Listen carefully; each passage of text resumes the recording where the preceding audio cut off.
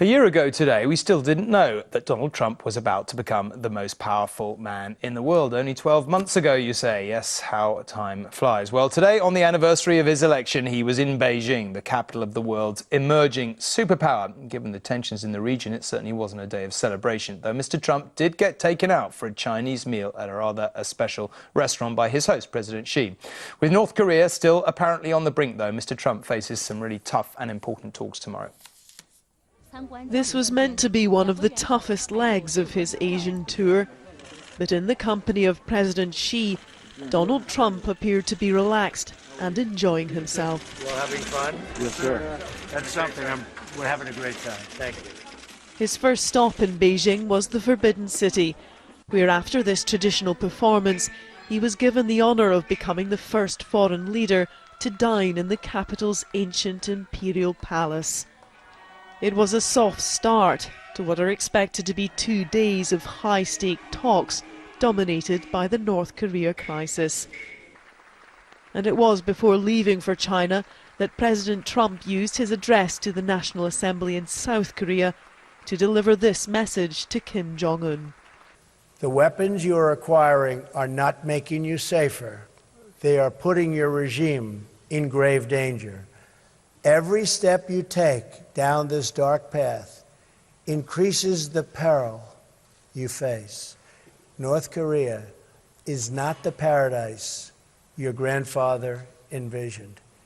It is a hell that no person deserves. Then came a warning to North Korea not to underestimate him or the United States.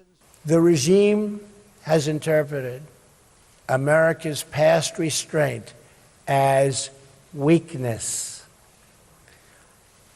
This would be a fatal miscalculation.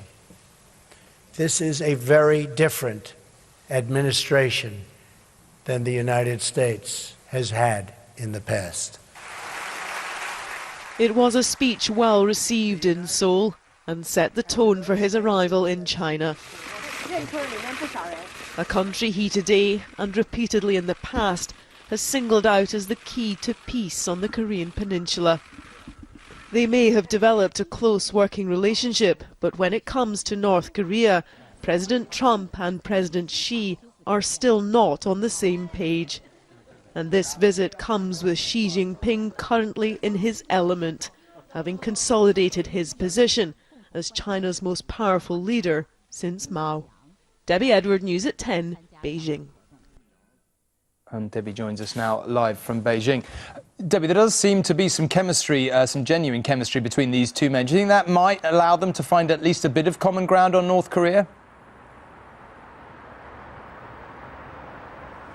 Well, I think it's unlikely that we'll see a deal being made on North Korea or indeed trade today, but it's clear that these two men do enjoy as close a relationship as perhaps we've ever seen between an American president and a Chinese leader. This is their third face-to-face meeting, and they've also had several phone calls since Donald Trump came to power. But those phone calls have largely come following missile launches or provocations from North Korea, and it is on that issue that they do disagree. The White House wants Beijing to do more. Beijing insists it is doing all it can, but the Chinese state media here has said the stage is set for progress to be made, for consensus to be reached, and for the two men to bolster trust. But it's hard to see where the compromise will come.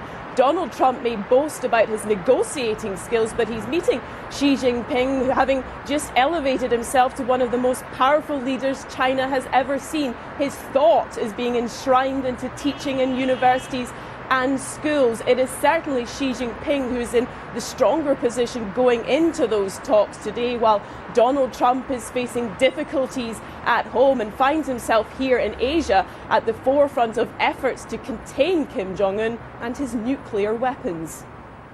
OK, Debbie, let's keep our fingers crossed. Thank you very much indeed.